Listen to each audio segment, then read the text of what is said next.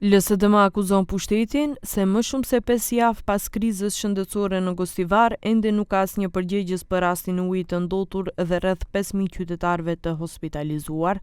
Nga partia kërkojnë që prokuroria të hetojë kallëzimet penale të paraqitura dhe të përcaktojë përgjegjësinë e zyrtarëve, duke ngritur pikpyetje dhe për deklaratat kontradiktore rreth sigurisë së ujit.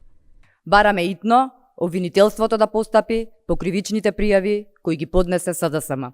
Итна постапка од обвинителот Савески, доколку се вратил од екскурзија, да утврди кој и врз основа на кои анализи денеска потпишал дека водата е безбедна.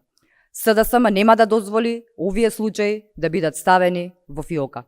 Затруењето во Гостивар мора да има одговорност.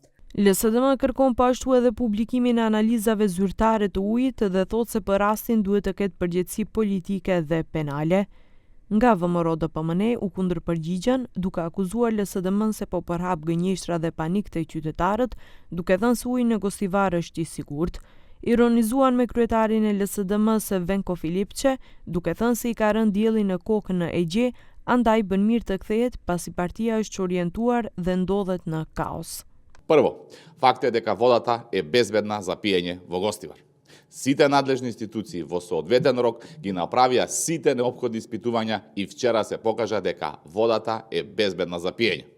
Но СДС и по оваа вест почна да зборува во празно, да вара документи. Për këtë çështje u pyet edhe kryeministri Mickoski, i cili tha se përgjegjësia për funksionimin e sistemit të furnizimit me ujë në Gostivar është në kompetencë të ndërmarrjes publike lokale, drejtuesin e së cilës e emëron kryetari i komunës, duke shtuar se kryetari aktual i Gostivarit ishte mbështetur nga LSDM-ja, andaj kjo e fundit nuk kërkon përgjegjësi prej kryetarit të Gostivarit.